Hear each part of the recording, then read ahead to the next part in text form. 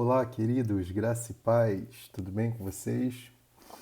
Estamos aí para mais um módulo da nossa grande série, né? Grande porque é grande mesmo, vão ser muitos capítulos, mas uma série que tem transformado a nossa vida, amém? Atos dos Apóstolos. Abra sua Bíblia comigo, estamos entrando agora no capítulo 5, né? E eu já quero te pedir, enquanto você abre, que você possa curtir aí esse vídeo, comentar aí o que você está achando da série embaixo, compartilhá-lo, ok? Para o YouTube torná-lo relevante, compartilhar com mais pessoas e podermos alcançar aí outras vidas com essa palavra poderosa, transformadora. Amém? Capítulo 5. Vamos, sem mais delongas, vamos ao ponto. Nós lemos no capítulo 4, eu só vou fazer a retomada do capítulo 4 para a gente entender aqui o contexto, né? No início do capítulo 4, os apóstolos Pedro e João são aprisionados pelo Sinédrio, que era uma reunião dos juízes, vamos dizer assim, né, judeus. E tinha outras, né, várias camadas de judeus ali, os fariseus, os saduceus, e nós falamos disso em vídeos anteriores da série. Se você não viu ainda, corre lá para você assistir, né? E aí no capítulo 4, né, até o verso 7, eles vão ser presos e interrogados. Até o verso 31, a gente vai ter essa perseguição aí continuamente, né? Eles sendo perseguidos de uma maneira contínua. Mas nos versículos 21 e 22, eles são liberados pelo Sinédrio, eles são aconselhados não, né? Eles são coagidos a não falarem mais de Jesus, a não falarem mais do Evangelho, né? E Pedro dá uma resposta ali para eles, né? Até que chega o ponto que eles são liberados, e a partir do versículo 32 do capítulo 4 até o 37, você tem a vida da igreja, né? Você tem ali uma comemoração, um louvor e a oração da igreja por conta de tudo que Deus havia feito através, né, o grande livramento que Deus tinha dado aos apóstolos, apesar de terem sido coagidos, mas a gente vai ver hoje no capítulo 5 que isso para eles era motivo de alegria, né? Essa repreensão, essa coação, vamos dizer assim, certo? Então vamos lá. Então, como eu falei, até o 37, né, do 32 ao 37 do capítulo 4 é a parte positiva. Agora aqui para começarmos a gente vai ver a parte negativa, parte negativa da igreja. Entenda o contexto. O capítulo 5 ele vai começar falando de Ananias e Safira, né, um certo homem chamado Ananias e sua esposa. Até o versículo 11. Então, Atos 5 começa com a história de Ananias e Safira. Mas se você não lê o final do 4, você não entende o início do 5. O que aconteceu no final do 4? Nos versos 36 e 37, você percebe que José, né, chamado pelos discípulos, né, pelos apóstolos de Barnabé, ele vendeu uma propriedade, né, ele vendeu uma propriedade e trouxe e colocou aos pés dos apóstolos. E aí, Ananias e Safira, que eram frequentadores do templo, percebendo o que acontecera com Barnabé, entraram em comum acordo ali, o marido com a sua esposa, e disseram, olha, vamos vender a nossa propriedade também, só que a gente segura uma parte e coloca o restante aos pés dos apóstolos, porque a gente está vendo que esse negócio é bom, deu certo, né? Barnabé ficou com moral lá com os apóstolos, né? Foi colocado como influente no templo, né? No meio dos apóstolos. Então vamos fazer a mesma coisa para ver se a gente não consegue aqui uma promoção, né? E vamos entender aqui o contexto agora e que entendamos também que não importa as promoções, importa onde está o nosso coração, amém? Vamos lá, vem comigo. Versículo 1 do capítulo 5. Mas um certo homem chamado Ananias, com Safira, sua mulher, vendeu uma propriedade e reteve parte do preço, sabendo-o também sua mulher. Ou seja, ele combinou com a mulher. Fica claro aqui, não tem dúvida, tá? E levando uma parte, a depositou aos pés dos apóstolos, assim como eles viram lá no capítulo 4, último versículo 37, né, que Barnabé depositou aos pés dos apóstolos, eles repetiram o gesto, eles repetiram a ação de Barnabé e depositaram também aos pés dos apóstolos, né? Aí no versículo 3, Pedro, né? Disse então Pedro: Ananias, por que encheu Satanás o teu coração para que mentisses ao Espírito Santo e retivesses parte do preço da herdade? Então aqui, né, Pedro está dizendo assim, né, disse então Pedro, por que encheu Satanás o teu coração? É a mesma ideia aqui de Judas, né? Lá em João 13, verso 2, né? E depois a gente vai ver no verso 27 também, que Satanás enche o coração de Judas para ele fazer o que tinha que fazer. Então a mesma expressão usada por Jesus vai ser usada por Pedro aqui em relação a Ananias, né? E quando ele diz assim, ó, mentisse para o Espírito Santo, ele está dizendo assim, você está mentindo para Deus, cara. Né? Nós, os apóstolos do Espírito Santo, trabalhamos e somos um em Cristo. E o Espírito Santo é Deus. E você está mentindo não para nós, os apóstolos. Você está mentindo para Deus. Verso 4. Aqui é interessante a gente entender uma coisa aqui, ó, verso 4. Guardando-a, ou seja, se você não tivesse vendido, se você tivesse guardado, não ficava para ti, e vendida não estava em teu poder, ou seja, você ainda mantinha o dinheiro na sua mão, você poderia fazer o que quisesse com o dinheiro. Então aqui a gente mata uma coisa que é utilizada acerca das doações, acerca das vendas de propriedade, da entrega de dízimos, ofertas dentro das igrejas.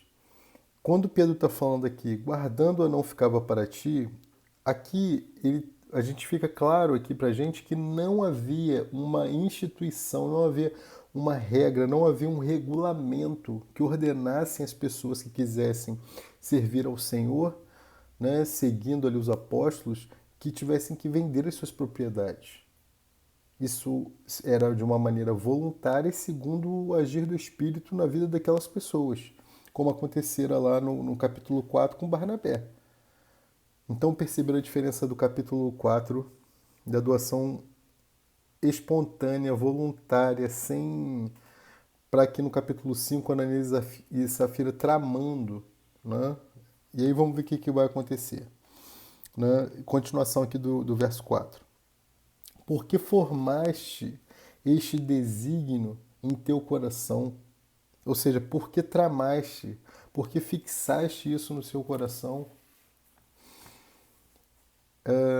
não mentiste aos homens, mas a Deus. Olha o que eu falei, então você não está mentindo para mim, Ananias, você está mentindo para Deus. Né? Então aqui é uma outra questão interessante também, quando ele fala Deus, ele está provando aqui, né, que o Espírito Santo é Deus.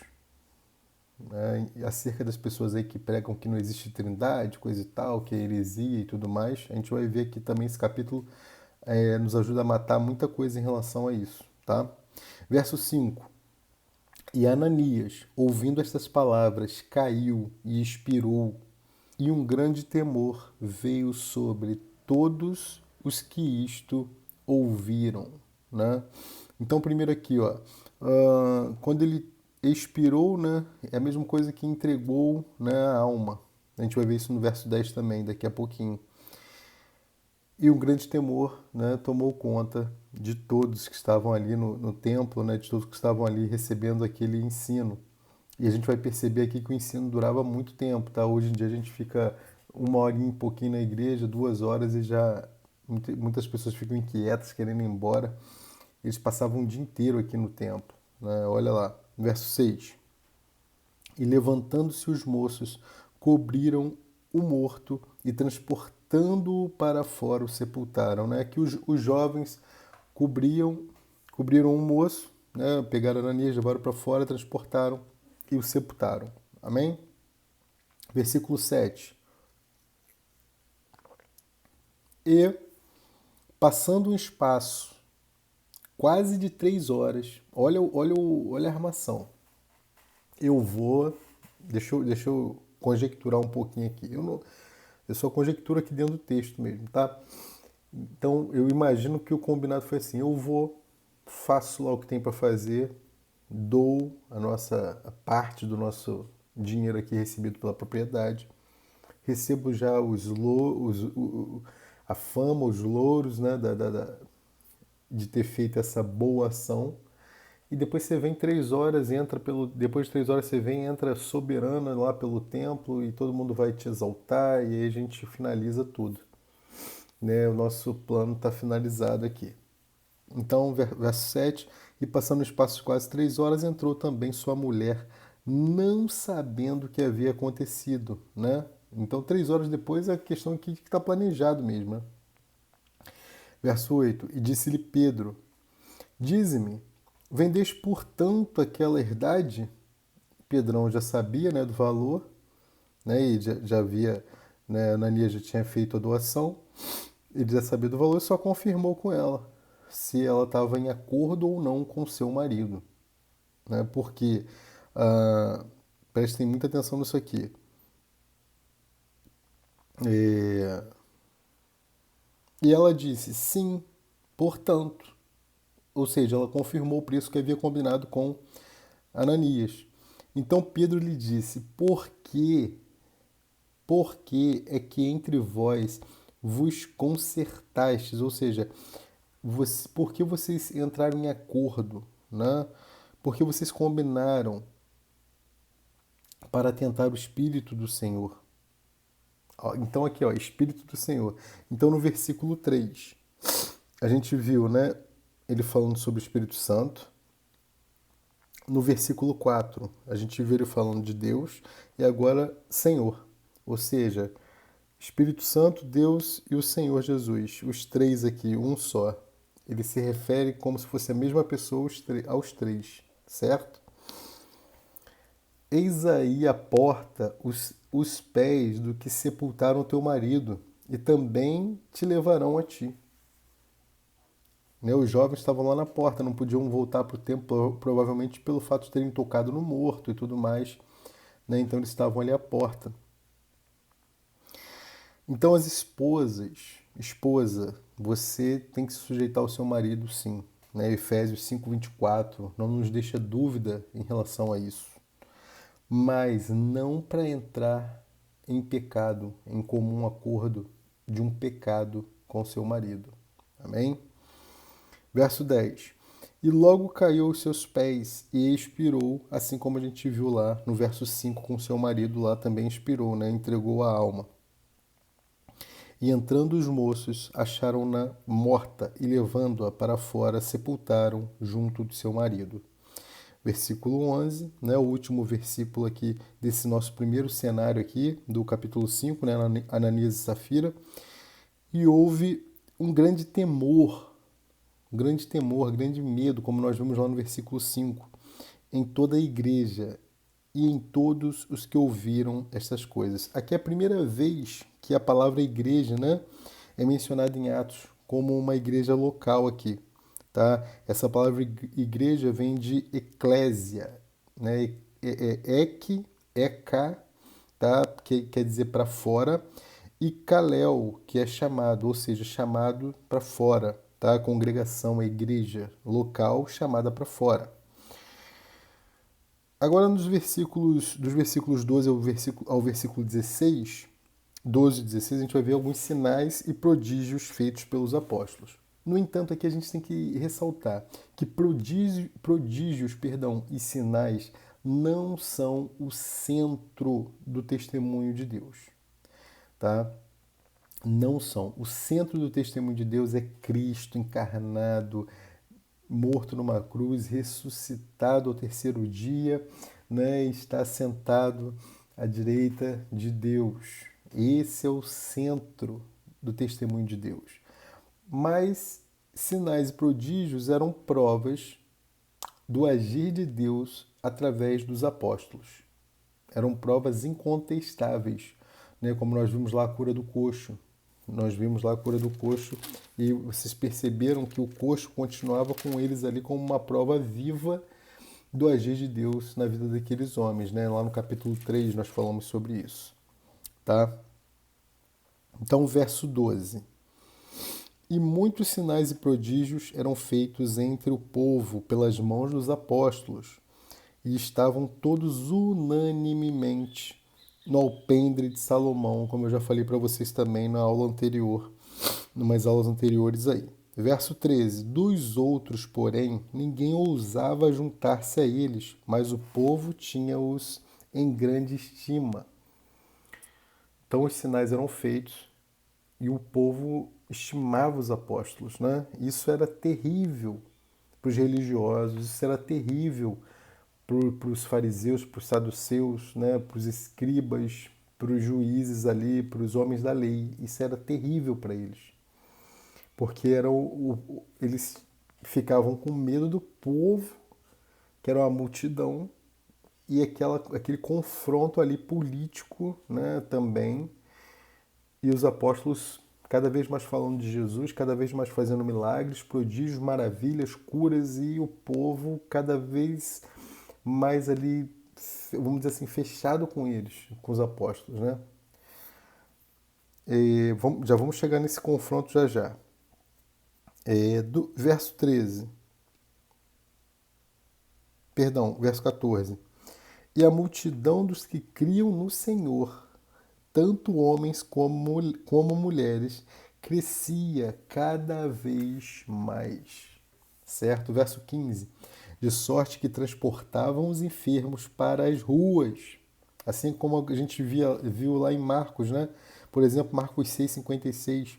E os punham em leitos e em macas, para que ao menos a sombra de Pedro, quando este passasse, cobrisse alguns deles. Né? Então a sombra de Pedro curava. Verso 16. E até as cidades circunvizinhas concorria muita gente a Jerusalém, conduzindo enfermos, né, conforme Mateus 14, 35 e 36, e atormentados de espírito imundos, os quais eram todos curados. Então imagina o alvoroço, gente, que estava naquela cidade, né, em Jerusalém, nas cidades ali circunvizinhas ali, e a coisa estava uma loucura. Eu creio que isso estava fervilhando, né? E por que será que a igreja hoje não consegue agir desse modo, né? Por que os enfermos, né, os paralíticos não levantam mais? Não que não haja isso no nosso meio, né? Não que não haja cura, não que o Senhor não opere mais, mas aqui a Bíblia é clara em dizer que todos eram curados, né? Todos. Será que o Deus dos apóstolos tinha mais poder que o nosso Deus? Será que a gente não está falando do mesmo Deus? Né? Pensa nisso. Aqui, agora do verso 17, versículo 17 até o verso 28, eles vão ser presos. De novo, né? E perceba que até o final do capítulo é perseguição. Até o 42, versículo 42 é perseguição. Então olha lá, 17. E levantando-se o sumo sacerdote, de novo, né, o sumo sacerdote, e todos que estavam com ele, e eram eles da seita dos saduceus, que nós já falamos lá, né, em aulas anteriores, eles não acreditavam na ressurreição, não acreditavam em anjos, não acreditavam em espíritos, tá, os saduceus. Então eles encheram-se de inveja. Por quê? Porque o povo estava totalmente com os apóstolos. O povo que eles conseguiam manipular, o povo que conseguiam fazer o que eles queriam através da manipulação do povo, o povo agora mudou o time. Né? Verso 18: lançaram mão dos apóstolos e os puseram na prisão pública. Verso 19, mas de noite um anjo do Senhor abriu as portas da prisão e tirando-os para fora disse, o anjo tirando-os para fora, ide, verso 20, ide apresentai-vos no templo e dizei ao povo todas as palavras de vida. Então aqui alguns destaques nesse versículo 20, né? Dizei ao povo todas as palavras. Diz o povo o que vocês estão fazendo. Essas palavras elas estão entrando instantaneamente no coração do povo. Então o anjo está falando assim, ó, continua, vai lá e continua dizendo as palavras desta vida. Quando ele fala desta vida, ele está dizendo assim, ó, desta vida divina pregada por vocês, que está sendo ministrada por vocês, mas que acima de tudo vocês têm vivido. Então o próprio anjo está destacando. O negócio, a coisa era tão nítida, tão clara, que o próprio anjo destaca. Né? Não tem como. É o auge aqui da vida dos apóstolos, da vida de Pedro, né? Verso 21. E ouvindo eles isto, entraram de manhã cedo no templo e ensinavam. Eles acabaram de sair da prisão. Talvez muitos de nós corrêssemos para as nossas casas. Um minutinho. Mas não aqui os apóstolos. Eles acabaram de sair da prisão. Eles haviam sido presos porque pregaram o evangelho de Jesus e agora eles saíram milagrosamente através de um anjo da prisão e ao invés de correrem para casa, eles vão para dentro do templo continuar ensinando. E nós, como faríamos? Né?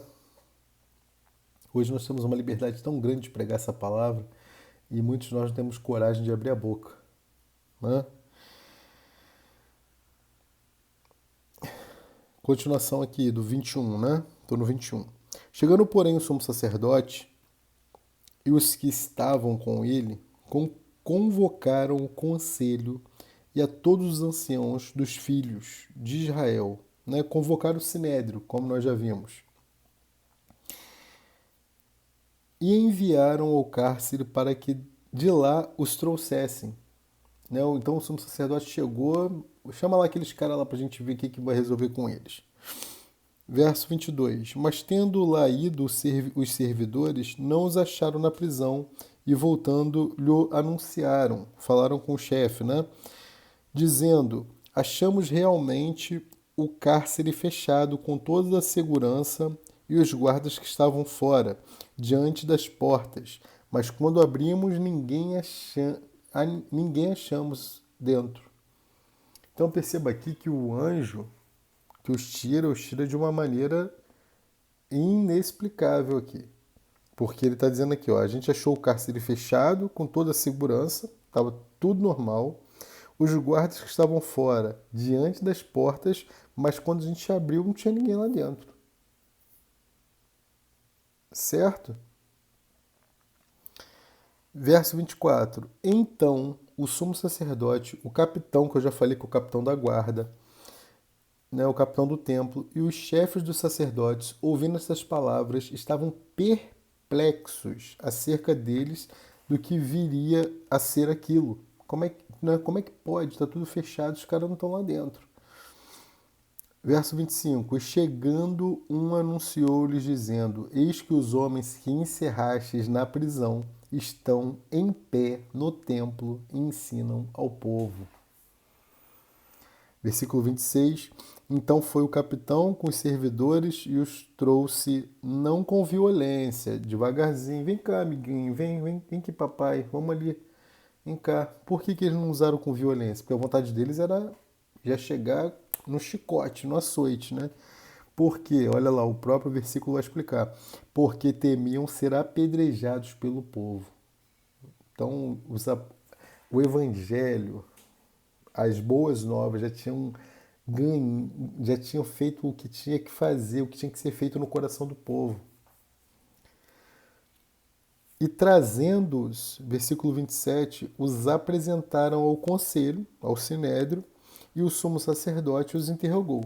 Verso 28, dizendo, não vos admoestamos nós expressamente que não ensinasseis nesse nome, e eis que encheste Jerusalém dessa vossa doutrina. Vocês estão convertendo o povo todo e quereis lançar sobre nós o sangue desse homem. Olha aqui. Esse verso 28 é chave. Por quê? Aqui está demonstrando claramente qual era a preocupação deles. A preocupação deles maior não eram os apóstolos, mas eram serem imputados pelo povo a qual eles persuadiram para crucificar Cristo e serem imputados pela crucificação de Cristo. Então aqui o sumo sacerdote deixa claro aqui a preocupação, né? Qual é a preocupação dele? Olha lá, o final do versículo que vai dizer, né? E eis que encheste Jerusalém dessa vossa doutrina e quereis lançar sobre nós o sangue desse homem. E aí Pedro, mais uma vez, cheio de ousadia do Espírito, né, vai dar mais um testemunhozinho para eles, vai jogar na cara deles mais uma vez o que eles fizeram. Olha lá. Verso 29. Porém, respondendo Pedro e os apóstolos disseram: mais importa obedecer a Deus do que aos homens. Acabou. Mais importa obedecer a Deus. Não importa o que vocês vão fazer com a gente, se vocês vão nos prender, vão nos lançar na prisão de novo, vão nos arrancar a cabeça. A gente não está nem aí para isso, não. Mais importa a gente estar aqui preocupado em obedecer a Deus. Só isso. Verso 30. O Deus de nossos pais ressuscitou a Jesus.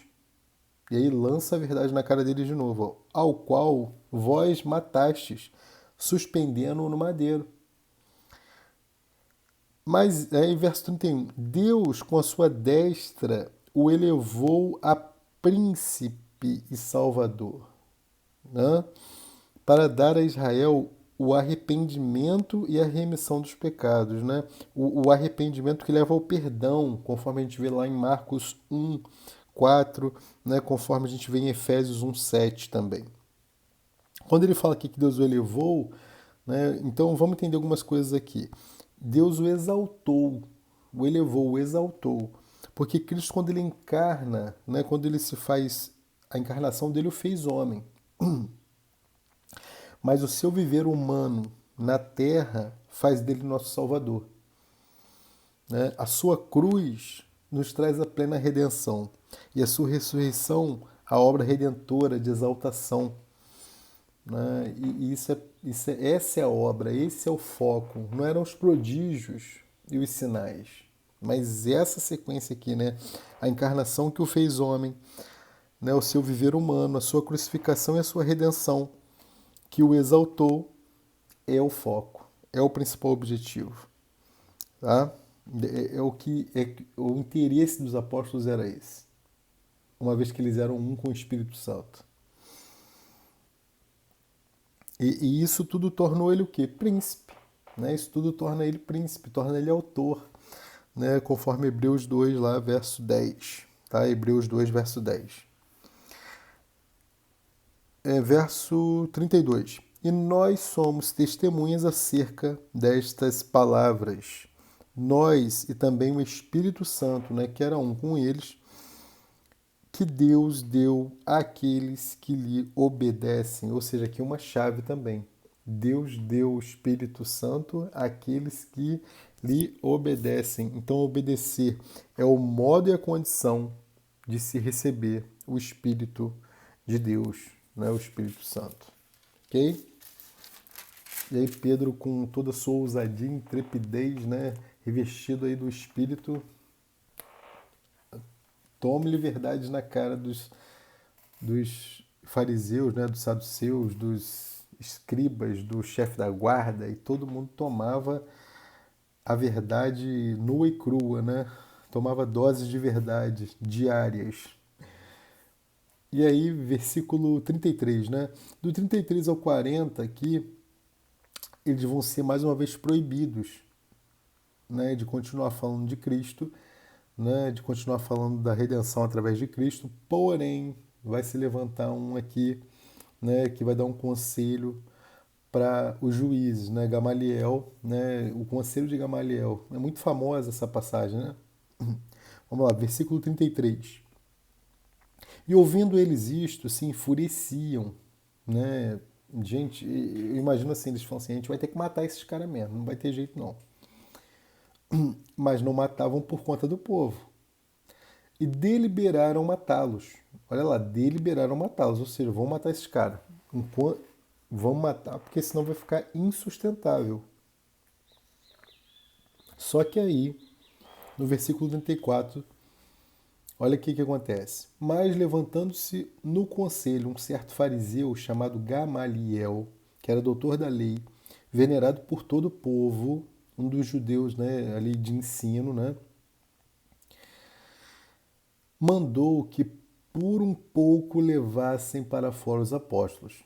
Então aquilo, né, vai, ó, leva eles ali fora que eu vou falar aqui com um conselho aqui, né? E ele era um fariseu, ele era da seita mais severa ali dos judeus, né? Uma seita, os fariseus foi fundada ali 200 anos antes de Cristo, mais ou menos. Aí no verso 35, olha lá. E olha o que Gamaliel vai falar. E disse-lhes, homens israelitas, respeito, né? Homens aí na frente de israelitas, né? Que tá elevando o nível do discurso, vamos dizer assim. Tá recebendo atenção, né? Tá recebendo, tipo assim, tá dando um afagozinho no ego para poder receber a atenção daqueles homens, certo? Homens israelitas, acautelai-vos a respeito do que haveis de fazer a estes homens. Porque antes destes dias levantou-se Teudas. Quem é Teudas, gente? É um rebelde judeu, né? Então, olha só, ele está colocando os apóstolos no mesmo nível dos rebeldes. E olha o que aconteceu. Dizendo ser alguém, a este se juntou um número de uns 400 homens, ao qual foi morto, e todos os que lhe deram ouvidos foram dispersos e reduzidos a nada. Ele está falando assim, ó, isso aí, ó, a gente já viu isso aí outras vezes. Ela se levantou outras pessoas em rebeldia e não aconteceu, né? Depois essa pessoa morreu e foi disperso aquele grupo e não deu em nada. Ele vai dar outro exemplo aqui, ó. Depois deste, levantou-se Judas, não é Judas Iscariotes, não, tá? É Judas o Galileu, nos dias do alistamento e levou muito povo após si. Mas também este pereceu e todos os que deram ouvido foram dispersos, né? Então o Judas foi um líder, né, de uma revolta que não queria que o censo romano fosse feito. E é a mesma coisa, ele está falando aqui, ó, não deu em nada, estão vendo? Fiquem tranquilos. Aí ele vai botar uma pulga também aqui atrás da orelha do Sinédrio, olha lá. 38. E agora digo-vos, dai de mão a estes homens, ou seja, deixa eles para lá, esse cara, deixa eles. E deixai-os, porque se este conselho ou esta obra é de homens, se desfará. Agora vem o conselho de sabedoria dele, né? No caso de Gamaliel, olha lá. Mas se é de Deus, mas se é de Deus, não podereis desfazê-la, para que não aconteça serdes também achados combatendo contra Deus. Ou seja, né, se é de homens, essa obra ela vai se desfazer, mas toma cuidado, porque se for de Deus, vocês vão ser achados combatendo contra Deus. Né? Um pouco de lucidez no sinédrio, né? Corrompido, certo? Verso 40, e concordaram com ele, e chamando os apóstolos e tendo-os açoitado, não perderam a oportunidade de descontar um pouquinho da raiva, né? Mandaram que não falassem no nome de Jesus e os deixaram ir. E aí no verso 41 e 42, encerrando esse capítulo, né, a gente vai ver aqui mais uma vez ele se regozijando, né, e a fidelidade desses apóstolos. Olha lá, retiraram-se, pois, da presença do conselho, regozijando-se de terem sido julgados dignos de padecer afronta pelo seu nome. Se esse nome aí na sua Bíblia está em letra minúscula, pode botar em letra maiúscula, porque esse nome aqui é o nome de Cristo, é o nome de Jesus. Então, percebam que para eles sofrer, que era a mesma coisa que ser humilhado, era honra. Porque eles sabiam que assim como Cristo fora humilhado e Deus o exaltou, Na humilhação deles terrena, eles vão ser exaltados por Deus, assim como Cristo fora exaltado. Então eles se regozijavam, eles tinham alegria quando isso acontecia. Nós, às vezes, recebemos umas palavras duras, né? Somos chamados de crentes bitolados e nos entristecemos. Eu costumo falar isso, né, em algumas reuniões. Quando as pessoas falam assim, cara, tu vai para a igreja de novo, domingo, né? Isso acontece muito em reunião de família, né? Churrasco de família. Aí você sai da igreja, já chega atrasado no churrasco, porque você está saindo da igreja e chega atrasado. E aí quando vai dando umas 3, 4 horas, você já vou embora porque... Ué, vai por quê? Ué, vai pra igreja de novo? Cara, tu tá bitolado, cara, não sei o quê. Isso é motivo de alegria, irmão. Isso é motivo de regozijo. Não se entristeça mais com isso. Quando as pessoas disserem que você está perdendo a sua vida na igreja, se alegre, porque você está cumprindo o seu objetivo. Porque quem perder a vida por amor de mim a encontrará. Não esqueça. Não estou dizendo aqui de afronta, de falar, vocês que não sabem o que estão fazendo, nada disso, só fica na sua, tem que ir, eu tenho que ir mesmo, coisa e tal. Não é para levantar polêmica, não é para levantar briga, nada disso. Só falar, não, realmente tem que ir, tá? Se despede normalmente, vai embora. Verso 42. E todos os dias, no templo e nas casas, não cessavam de ensinar e de anunciar a Jesus Cristo. Aqui só fazer 2 destaques para a gente encerrar essa aula de hoje. O primeiro aqui é todos os dias no templo, né? Ou seja, eles continuavam com o costume de ir ao templo, como nós vimos lá em Atos 2,46, que era um costume que Cristo tinha abandonado, né? Mas aqui ele continua, né? E nas casas, que estava mais de acordo com o partir do pão de Cristo nas casas, né? O compartilhar do pão nas casas. Não cessavam, ou seja, não paravam de ensinar e de anunciar a Jesus Cristo. Algumas traduções vão dizer assim, não cessavam de anunciar o Evangelho de Jesus como o Cristo. Não cessavam de anunciar o Evangelho de Jesus como o Cristo. Né? Então é isso. Na nossa próxima aula, a gente vai falar do capítulo 6. E aí sim eu acho que vai dar para a gente falar do 6 e do 7. Né? O 6 é bem rapidinho, é a instituição dos diáconos, né? Quando começa a dar ruim na igreja. Aí instituir os diáconos começa a dar problema. É brincadeira, gente. Muitos de vocês sabem, né, que eu sou diácono, por isso que eu estou brincando dessa forma. Então, a instituição dos diáconos e depois um dos capítulos que eu mais gosto do livro de Atos, né, que é o capítulo 7, que é o testemunho, né, e a morte de Estevão, né, a defesa e morte de Estevão, e é um dos capítulos mais tremendos da Bíblia. E a gente vai tentar falar dos capítulos 6 e 7, amém? Então, que Deus te abençoe. Espero que você tenha sido abençoado por essa aula, que você tenha gostado. Se gostou, curte aí, né? Aperta esse joinha aí, bota um comentário aí, o que você achou dessa aula e compartilhe o vídeo com alguém para que ele possa chegar, para que essa palavra possa ser alcançar outras pessoas. Amém? Um grande beijo, fiquem com Deus e até a próxima. Tchau, tchau.